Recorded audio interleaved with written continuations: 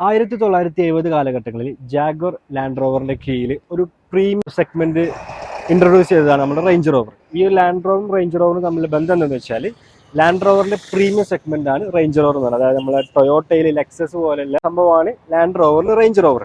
അപ്പോൾ ഇന്ന് നമ്മൾ ഇൻട്രൊഡ്യൂസ് ചെയ്യുന്നത് 2017 മോഡൽ റേഞ്ച് റോവർ ഇവോക്കിനെ കുറിച്ചാണ്. ഇപ്പോൾ ഒരുപാട് അപ്ഡേറ്റ്സും കാര്യങ്ങളൊക്കെ വന്നിട്ടുണ്ട്. ഈ ഒരു വെഹിക്കിൾ പർച്ചേസ് ചെയ്യാൻ ആഗ്രഹിക്കുന്നതാണെന്നുണ്ടെങ്കിൽ ഇതിന്റെ പോയിന്റ് ടു പോയിന്റ്, അതായത് കംപ്ലീറ്റ് ഹിസ്റ്ററിയും കാര്യങ്ങളും അതുപോലെ തന്നെ കംപ്ലീറ്റ് റിവ്യൂയും കാര്യങ്ങളും നിങ്ങൾക്ക് മനസ്സിലാക്കാൻ പറ്റും. രണ്ടാമത് ഈ ഒരു വെഹിക്കിൾ നിങ്ങൾക്ക് പർച്ചേസ് ചെയ്യാൻ പറ്റും. ഈ വെഹിക്കിൾ ഉള്ളത് നമ്മുടെ മലപ്പുറം ഡിസ്ട്രിക്റ്റിലെ ഫോക്കസ് മോട്ടോഴ്സ് ആണ്. അതായത് പാണ്ടിക്കാട് എന്ന ലൊക്കേഷനാണ് വരുന്നത്. ഫോക്കസ് മോട്ടോഴ്സിലാണ് ഉള്ളത്. ഫസ്റ്റ് തന്നെ ഹൈലൈറ്റ് ആയിട്ട് കാണിക്കുന്നത് റേഞ്ച് റോവർ ആണെന്ന് അറിയിക്കാൻ വേണ്ടി തന്നെ ഒരു ഹണികോം സ്ട്രക്ചർ ആയിട്ടുള്ള ഒരു ഗ്രില്ലും കാര്യങ്ങളും അതുപോലെ തന്നെ അതിൽ ലാൻഡ് റോവറിന്റെ ബാഡ്ജിങ്ങും കാര്യങ്ങളൊക്കെ വരുന്നുണ്ട്. പിന്നെ ബോണറ്റും എപ്പോഴും റേഞ്ച് റോവറിൽ കാണുന്ന ഒരു തനത് ഒരു ഡീറ്റെയിലിംഗ് ആണ് ഈ റേഞ്ച് റോവർ എന്ന ബാഡ്ജിങ്. ലൈറ്റിനെ കുറിച്ച് പറയുന്നത് ഏകദേശം 300 to 400 മീറ്ററോളം പ്രൊജക്ട് ചെയ്യാൻ പറ്റിയ ഒരു പ്രൊജക്ഷൻ ഹെഡ്ലൈറ്റാണ് കൊടുത്തിരുന്നത്. അതുപോലെ തന്നെ താഴോട്ട് വരാന്നുണ്ടെങ്കിൽ ഒരു glossy black plus front parking സെൻസേഴ്സും കാര്യങ്ങളും ഇൻക്ലൂഡ് ചെയ്തിട്ടുള്ള ഒരു മോഡൽ കൂടെയാണ്. എയർ ഇൻടേക്കും കാര്യങ്ങളൊക്കെയാണ്. എല്ലാം ഒരു ഹണികോം സ്ട്രക്ചേഴ്സിലാണ് കൊടുത്തത്. ഹെഡ് ലാമ്പ് ബാഷിംഗ് യൂണിറ്റ് കാര്യങ്ങളൊക്കെ പ്രസന്റ് ആണ്. അപ്പോൾ ഇതാണ് ഒരു അളവ് ഫ്രണ്ട് ഡിസൈൻസ് വരാമെന്നുണ്ടെങ്കിൽ അത്യാവശ്യം ഒരു പ്രീമിയം കാറിൽ കാണുന്ന പോലെ തന്നെ ഒരു ബൾക്കി ആയിട്ടുള്ള ഒരു ഹുഡല്ല, ഒരു ഡീസെന്റ് സൈസിലുള്ള ഹുഡാണ്. പവർ ബൾജുകൾ കാണാമെങ്കിൽ സൈഡിലോട്ട് വരുമ്പോൾ തന്നെ നമുക്കാണ് ഒരു 4.3 മീറ്ററോളം ലെങ്ത് വരുന്നുണ്ട് ഈ വാഹനം. അതുപോലെ തന്നെ 11.6 ഇഞ്ചസ് ആണ് നമുക്ക് ഈ ഒരു വാഹനത്തിന്റെ ഗ്രൗണ്ട് ക്ലിയറൻസ് വരുന്നത്. അത്യാവശ്യം നമ്മുടെ ഇന്ത്യൻ റോഡിന് പറ്റിയത് തന്നെയാണ്. നിങ്ങൾക്കറിയാലോ, കേരളത്തിൽ മൊത്തം കുണ്ടും കൂടിയാണ്, അതിന് പറ്റിയൊരു വെഹിക്കിളും കൂടിയാണ്. ടയർ സൈസിലോട്ട് പോകുകയാണെന്നുണ്ടെങ്കിൽ ഒരു 18 ഇഞ്ചിന്റെ 235 R65 സ്പോക്ക് അലോയ് വീലാണ് വരുന്നത്. ഫ്രണ്ട് ആൻഡ് ബാക്ക് ഡിസ്ക് ബ്രേക്കും കാര്യങ്ങളൊക്കെ ഒരു റെഡ് ആൻഡ് ബ്ലാക്ക് വണ്ടി ആയതുകൊണ്ട് തന്നെ മുകളിൽ ഒരു ഗ്ലോസി ബ്ലാക്കിന്റെ ഒരു ടെക്സ്ചറാണ് കൊടുത്തിരുന്നത്. താഴെ ഒരു ക്യാൻഡി റെഡിന്റെ ഒരു ടെക്സ്ചറും സൈഡ് എലമെന്റ് ആയിട്ട് ഒരു ഗാർണിഷും കാര്യങ്ങളൊക്കെ ഇവിടെ കൊടുത്തിട്ടുണ്ട്. ബ്ലാക്ക് മിറർ ആണ് വിത്ത് ഇൻഡിക്കേറ്ററും കാര്യങ്ങളൊക്കെ വരുന്നത്. CCTV ക്യാമറ ഇതിനില്ല, ബാക്ക് ക്യാമറ മാത്രമേ ഉള്ളൂ. ഇതിന്റെ വീൽ ആർച്ചൊക്കെ നോക്കുകയാണെന്നുണ്ടെങ്കിൽ അതൊരു സാധാ ഒരു പ്ലാസ്റ്റിക് ക്ലാഡിങ്ങിലൂടെയാണ് കൊടുത്തിരുന്നത്. സാധാ ബ്ലാക്ക് പ്ലാസ്റ്റിക് ക്ലാഡിംഗ് ആണ് വരുന്നത്. അതുപോലെ അത്യാവശ്യം നല്ല നീറ്റ് ആൻഡ് ക്വാളിറ്റിയിൽ മെയിൻറ്റെയിൻ ചെയ്തൊരു വെഹിക്കിളാണ്. നിങ്ങൾക്ക് കാണാൻ പറ്റും ഒരു തരത്തിലുള്ള സ്ക്രാച്ചുകളോ അങ്ങനെ ഒരു സംഭവം കാണാൻ പറ്റുന്നില്ല. ബാക്ക് പ്രൊഫൈലിലോട്ട് പോകുമ്പോൾ അത്യാവശ്യം നല്ലൊരു കോമ്പാക്ട് സ്പോർട്ടി SUV തന്നെ നമുക്ക് എടുത്ത് വിശേഷിപ്പിക്കാൻ പറ്റുന്ന രീതിയിൽ തന്നെയാണ് ഡിസൈൻ. ആ ഒരു കോമ്പാക്റ്റ് ആണെന്നുണ്ടെങ്കിലും അതുപോലെ തന്നെ ആ ഒരു സ്ലീക്ക് ഡിസൈൻ ആണെന്നുണ്ടെങ്കിലും അത്യാവശ്യം നല്ല രീതിക്ക് ഒരു സ്പോർട്ടി ഡിസൈൻ തന്നെയാണ് റേഞ്ച് റോവർ ഇവോക്കിന് കൊടുത്തിരിക്കുന്നത്. ലാൻഡ് റോവറിന്റെ ബാഡ്ജിങ് കാണാം, അതുപോലെ തന്നെ റേഞ്ച് റോവറിന്റെ ബാഡ്ജിങ് ഇവോക്ക് എന്നുള്ള ബാഡ്ജിങ് നമുക്ക് സൈഡിൽ കാണാൻ പറ്റും. റേഞ്ച് റോവറിൽ കാണുന്ന ആ ഒരു ടെയിൽ ലാമ്പ് തന്നെയാണ് വരുന്നത്. അത്യാവശ്യം നല്ലൊരു ഇത് മറ്റേ കൂടിയ മോഡലിലായിട്ട്, അതായത് സ്പോർട്ട് അങ്ങനെയൊക്കെ പോകുമ്പോൾ ഇതിൽ ഡുവൽ ആയിട്ട് നമുക്ക് കാണാറുണ്ട്. അതുപോലെ തന്നെ വോഗ് ആണെന്നുണ്ടെങ്കിലും അതുപോലെ തന്നെ ഈ ഒരു ചെറിയൊരു ലാമ്പ് നമുക്ക് ഡുവൽ ആയിട്ട് കാണാറുണ്ട്. താഴെ റിഫ്ലക്ടറും കാര്യങ്ങളും വരുന്നുണ്ട്. ഇവിടെ നമുക്ക് ആ ഒരു ഗ്ലോസി എലമെന്റ് കാണാം. എക്സോസ്റ്റ് നോക്കുകയാണെന്നുണ്ടെങ്കിൽ നമുക്ക് ഇവിടെ എന്ത് ചെയ്യാൻ പറ്റും, ഇതിനുള്ളിലോട്ടാണ് എക്സോസ്റ്റ് ചെയ്തിരുന്നത്. ഡുവൽ എക്സോസ്റ്റിന്റെ രണ്ട് സൈഡാണ്. ഫേക്ക് ആണോ എന്ന് ചോദിച്ചാൽ ഫേക്ക് അല്ല, രണ്ടും വർക്കിംഗ് തന്നെയാണ്. ഡുവൽ എക്സോസ്റ്റ് ആണ്. ഫ്രണ്ടിൽ നമുക്ക് ഡ്രൈവർ സൈഡിന്റെ ഏറ്റവും താഴെ ഒരു ഭാഗത്തോട്ട് നമുക്കൊരു ബട്ടൺ കാണാൻ പറ്റും, ബൂട്ട് ഓപ്പൺ ചെയ്യാൻ പറ്റില്ല. ഇത് പ്രസ് ചെയ്താൽ ജസ്റ്റ് ഇത് ഓപ്പൺ ആയി വരികയുള്ളൂ, അതായത് പൊങ്ങി വരുന്നില്ല. ജസ്റ്റ് ഓപ്പൺ ആക്കാൻ മാത്രമേ പറ്റുള്ളൂ. കണ്ടില്ലേ, അതുപോലെ തന്നെ ക്യാമറയും കാര്യങ്ങളും ഈ ഒരു സൈഡിൽ അത്യാവശ്യം ഒരു നല്ല ഡീസൻറ്റ് സൈസിലുള്ള ഒരു ബൂട്ട് സ്പേസ് തന്നെയാണ് കൊടുക്കുന്നത്. അതിൽ നമുക്ക് 12 വോൾട്ടിൻ്റെ സോക്കറ്റും കാര്യങ്ങളും കാണാൻ പറ്റും. അതുപോലെ തന്നെ നമുക്ക് സ്പെയർ വീലും കാര്യങ്ങളൊക്കെ അവൈലബിൾ ആണ് കേട്ടോ വെഹിക്കിളിൻ്റെ. ചെറിയൊരു ലാമ്പ് കാണാം നമുക്ക് നൈറ്റിന് എന്തെങ്കിലും ആവശ്യത്തിന്. സൈഡായിട്ടുള്ള ബൂട്ട് തന്നെയാണ്. ഇലക്ട്രിക്കലി ഓപ്പറേറ്റ് ചെയ്യാൻ പറ്റില്ല, നമുക്ക് കൈ കൊണ്ട് തന്നെ ക്ലോസ് ചെയ്യണം. ഇനി റേഞ്ച് റോവർ എപ്പോഴും ഒളിപ്പിച്ച് വെക്കുന്ന ഒരു സംഭവമാണ് ഇതിൻ്റെ വൈപ്പർ. ഇങ്ങനെ കാണുമ്പോൾ നമുക്ക് ഇതിൽ വൈപ്പറൊന്നും ഇല്ലാന്ന് തോന്നും, പക്ഷേ നേരെ ഉള്ളിലോട്ട് പോയാൽ നമുക്ക് അവിടെ വൈപ്പറും കാണാൻ പറ്റും. എല്ലാം കൊണ്ടും നല്ല നീറ്റ് ആൻഡ് ക്ലീൻ ആണ്, ക്വാളിറ്റി വെഹിക്കിളും കൂടെയാണ്. ഇന്റീരിയറിലോട്ട് കയറുകയാണെന്നുണ്ടെങ്കിൽ ഫസ്റ്റ് തന്നെ നമുക്കൊരു ബ്ലാക്കിഷ് ഇന്റീരിയർ ആണ് കാണുന്നത്. നമുക്ക് ഉള്ളിലോട്ട് കയറി നിൽക്കാം. ഡോർ ക്ലോസ് ചെയ്യാം. അതാണ് അലാറം അടിക്കുന്നത്.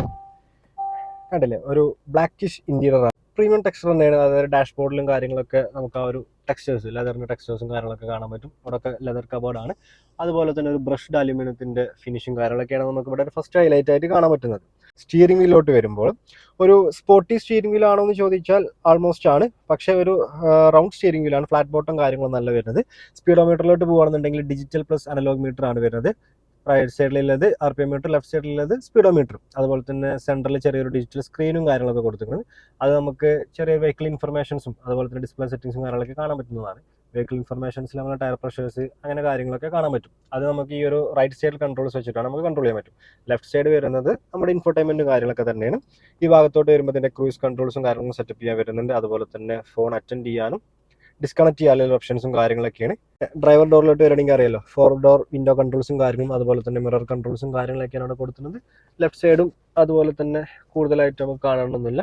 സാധാരണ എല്ലായിടത്തും ബ്ലാക്ക് ഫിനിഷും അതുപോലെ തന്നെ ഒരു പ്രീമിയം ടെക്സ്റ്റേഴ്സും എല്ലായിടത്തും മെയിൻറ്റെയിൻ ചെയ്തിരുന്നു. സ്റ്റിയറിംഗ് വീൽ അഡ്ജസ്റ്റ് ചെയ്യാൻ പറ്റുന്നത് നമുക്ക് ഇലക്ട്രിക്കലി അല്ല, താഴത്ത് ചെറിയൊരു നോബ് വരുന്നുണ്ട്. അതുപോലെ തന്നെ ടിൽറ്റ് ആൻഡ് ടെലസ്കോപ്പിക് സ്റ്റിയറിംഗ് വീലാണ് വരുന്നത്. അത് താഴെ ചെറിയൊരു നോബും കാര്യങ്ങളാട്ടോ, ഇലക്ട്രിക്കലി അഡ്ജസ്റ്റബിൾ അല്ല. ഹൈലൈറ്റ് ആയിട്ട് പറയേണ്ട ഒരു വേറെ സംഭവമാണ് ഇവിടെ പാഡൽ ഷിഫ്റ്റേഴ്സും കാര്യങ്ങളൊന്നും വരുന്നുണ്ട്. അല്ലേ, പാഡൽ ഷിഫ്റ്റ് അപ്പ് ആൻഡ് ഡൗണും കാര്യങ്ങളും പാഡൽ ഷിഫ്റ്റേഴ്സ് വരുന്നുണ്ട്. ലെഫ്റ്റ് സൈഡിലാണ് ലൈറ്റ് കണ്ണിയ കൺട്രോൾസും അതുപോലെ തന്നെ റൈറ്റ് സൈഡിലാണ് വൈപ്പേഴ്സിന്റെ കാര്യങ്ങളൊക്കെ വരുന്നത്. സെൻട്രൽ കൺസോളിലോട്ട് വരുമ്പോൾ നമുക്ക് ഇവിടെ ഒരു ബ്രഷ്ഡ് അലൂമിനിയം ടെക്സ്റ്റേഴ്സിലാണ് നമുക്ക് സെൻട്രൽ കൺസോൾസും കാര്യങ്ങളൊക്കെ ചെയ്തിരിക്കുന്നത്. ആംറസ്റ്റും കാര്യങ്ങളൊക്കെ ഉണ്ട്. അത് ഒരു വൈഡ് ആയിട്ടുള്ള ഒരു ആംറസ്റ്റും കാര്യങ്ങളൊക്കെയാണ്. കൂൾഡ് അല്ല, എന്നാൽ അത്യാവശ്യം നമുക്ക് അതിൽ USB കണക്ഷനും കാര്യങ്ങളും അതുപോലെ തന്നെ 12 വോൾട്ടിൻ്റെ സോക്കറ്റും കാര്യങ്ങളൊക്കെ അവിടെ കൊടുത്തിരിക്കണം. ഇവിടെ നമുക്ക് കപ്പ് ഹോൾഡേഴ്സും കാര്യങ്ങളൊക്കെ കാണുന്നുണ്ട്. ഇതെൻ്റെ ലഡുവാണ്, അതവിടെ നോട്ടെ.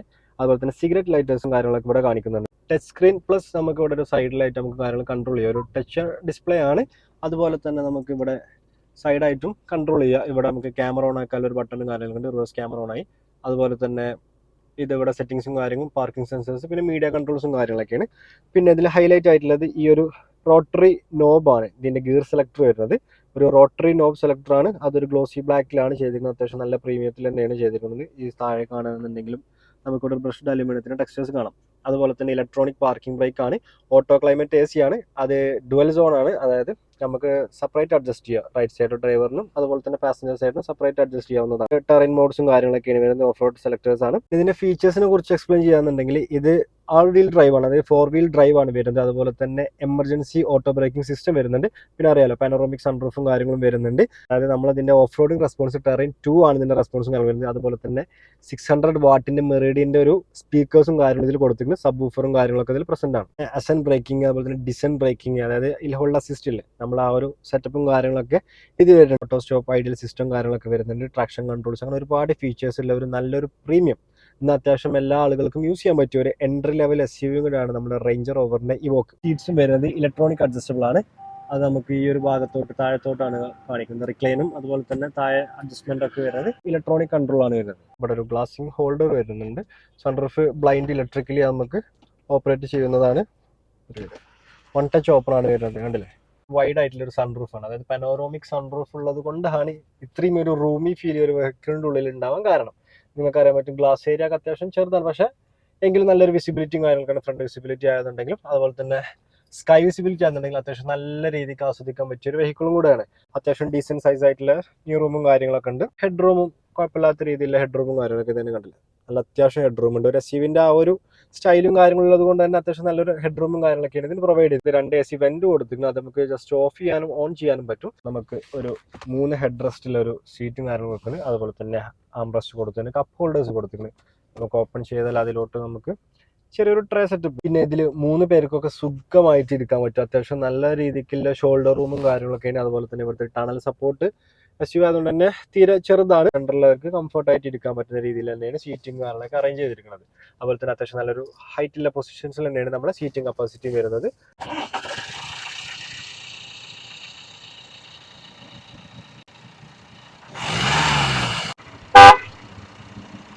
ഇനി ഇതിലുള്ള ഒരു കൂൾ ഫീച്ചറൂടെ കാട്ടിത്തരാം. നമുക്ക് ബോണറ്റ് ഓപ്പൺ ചെയ്യേണ്ടത് സാധാരണ ഡ്രൈവർ സൈഡിലാണ് നമ്മൾ കാണുന്നത്. ഇത് പാസഞ്ചർ സൈഡിൽ ഇവിടെ വരുന്നത് ലിവറിൽ പിടിച്ചിട്ട് പൊക്കുകയാണ് ചെയ്യേണ്ടത്. അറിയാലോ, ഹൈഡ്രോളിക് സ്റ്റഡാണ്. ഇതിനെ കുറിച്ച് പറയുകയാണെന്നുണ്ടെങ്കിൽ ഫസ്റ്റ് തന്നെ ഇതൊരു 2 ലിറ്റർ ഡീസൽ ടെർബോ എഞ്ചിനാണ് വരുന്നത്. 4 സിലിണ്ടർ ആണ്.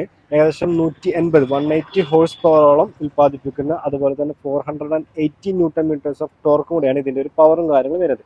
എന്നാൽ അത്യാവശ്യം നല്ല രീതിക്ക് മൈലേജും കാര്യങ്ങളൊക്കെ പ്രൊവൈഡ് ചെയ്യും. ഏകദേശം ഒരു 15 കിലോമീറ്ററോളം നമുക്ക് എന്തായാലും മൈലേജ് പ്രതീക്ഷിക്കാൻ പറ്റും. അതുപോലത്തെ ഇൻസുലേഷൻസ് കാണാൻ ബ്യൂട്ടിഫുൾ ആയിട്ട് ഫുൾ വെൽ പാക്ഡ് ആയിട്ട് മെയിൻറ്റെയിൻ ചെയ്തിരിക്കുന്നത്. കംപ്ലീറ്റ് റിവ്യൂസും കാര്യങ്ങളൊക്കെ കഴിഞ്ഞു. ഇനി ഇതിന്റെ ഡീറ്റെയിൽസ് പറയാൻ പറ്റും. ഇത് 2017 മോഡലിൽ വരുന്ന റേഞ്ചർ റിവോക്ക് സെക്കൻഡ് ഓണർഷിപ്പിൽ വരുന്ന ഒറിജിനൽ കേരള വെഹിക്കിളും കൂടിയാണ്. ഏകദേശം 34 ലക്ഷം IDV വാല്യൂ കാര്യങ്ങളൊക്കെ ഇതിലുണ്ട്.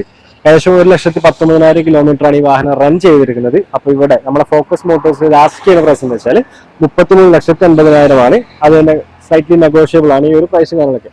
അപ്പോൾ അത്യാവശ്യം നല്ല മൈലേജും കാര്യങ്ങളുള്ള ഒരു ഫാമിലി SUV ആണ് നിങ്ങൾ നോക്കുന്നുണ്ടെങ്കിൽ, അതും ഒറിജിനൽ കേരള എന്നുണ്ടെങ്കിൽ ഇതൊരു ബെറ്റർ ഓപ്പർച്യൂണിറ്റിയാണ്. ഇതുപോലത്തെ ഒരുപാട് പ്രീമിയം കാർസിനെ കുറിച്ചും അതുപോലെ തന്നെ നോർമൽ കാർസിനെ കുറിച്ചും അത് സെയിൽസിനുള്ള വെഹിക്കിളിനെ കുറിച്ചൊക്കെ അറിയണമെന്നുണ്ടെങ്കിൽ നമ്മുടെ ചാനൽ ഇപ്പോൾ തന്നെ സബ്സ്ക്രൈബ് ചെയ്യുക. അതുപോലെ തന്നെ ബെൽ ബട്ടൺ എനേബിൾ ചെയ്യുക. അതുപോലെ തന്നെ നമ്മളെ ഇൻസ്റ്റയിൽ ഫോളോ ചെയ്യുക.